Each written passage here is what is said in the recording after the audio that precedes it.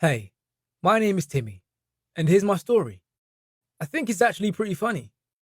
Okay, so from the moment we moved into our new house, we waged a war with our neighbors. I didn't think it would ever end. And actually, I hope it never ends, because it makes me really happy. It's not a real war, we're just messing around with each other. Our neighbors are actually our best friends. Their son, Mike, is my classmate, and our parents have been friends since high school and used to always make fun of each other. And now our pranks have reached a whole new level, and we participate in them with our whole family. For example, I bought a fake hand at a joke shop. We smeared it in ketchup and then threw it to the neighbor's dog. Imagine how they screamed when the dog brought it into the house. Of course, the next day they responded with another prank. We were watching a movie in the living room, and suddenly, firecrackers began to shoot loudly from the fireplace. We were terrified, and we ran out of the house in a panic. And then we saw Mike and his parents laughing at us. Of course, it was a joke. Somehow they dropped firecrackers into our chimney with the help of a drone. Can you imagine? It was awesome. Usually, after these jokes, we have a picnic or a party where we can relax and have fun. This gives us the opportunity to feel like one big family.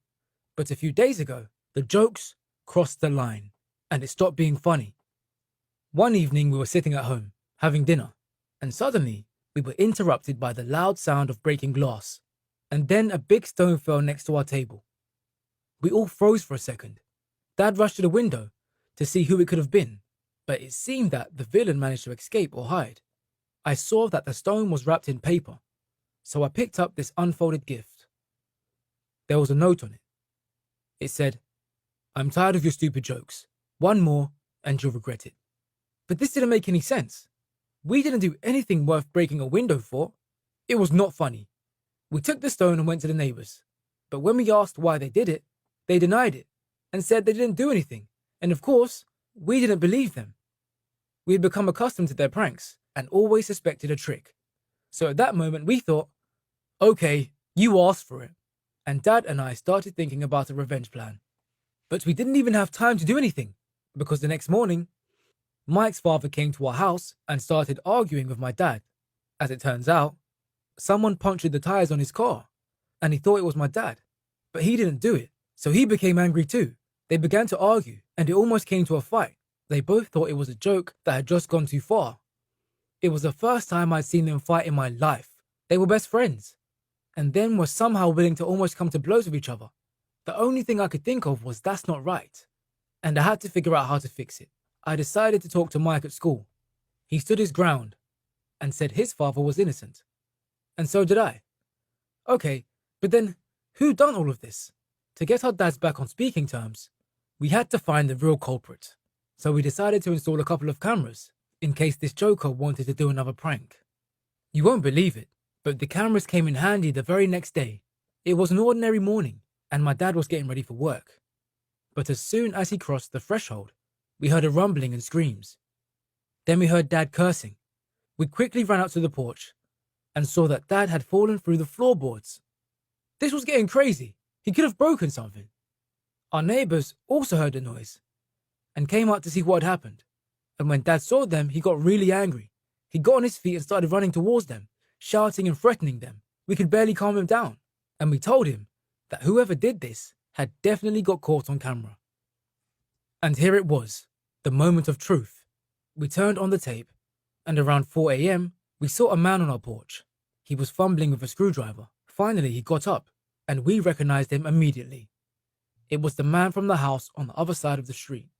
It looks like he unscrewed the screws that hold the floorboards together in the porch. So when Dad came out, he fell right through them, and thank God he didn't hurt himself. Okay, so we found out the identity of this wicked prankster. The only thing left to do was to punish him for everything. And we were going to do it in our own way. So we came up with a whole plan. It consisted of a couple of interesting purchases at our favorite joke shop and a little bit of luck. The next day, everything was ready. We waited until the neighbor left to run some errands and quickly set the trap. Then we went back to the house and waited for him to come home. Soon he arrived. He got out the car, took the bags out of the trunk, went up to his porch, and bam! Dozens of colourful firecrackers started exploding around him. At some point, he was like a fairy with colourful stars flying around him. He was scared as hell. He dropped his bags and fell to the ground in fear. Soon the fireworks stopped popping, but that wasn't the end. He was very angry. He realised that we did it and ran up to our house, shouting that he was going to call the police. But when he came to the door, he instantly fell through the floorboards. He had gotten caught in his own trap. Our plan had worked perfectly. All we had to do was talk to him and let him know that he shouldn't be messing with us. But the unexpected happened. He couldn't get out because his leg was broken.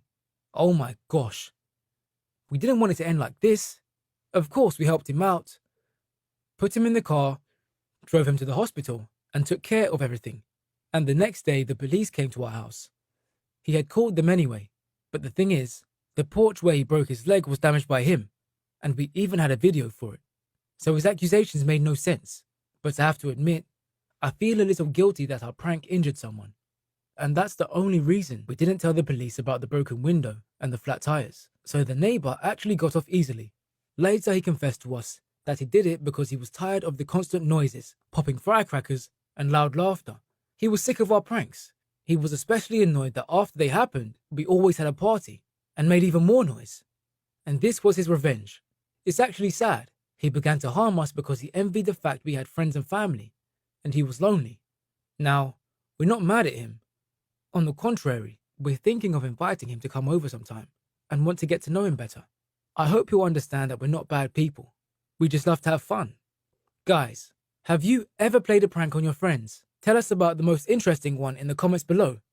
And of course, don't try this at home.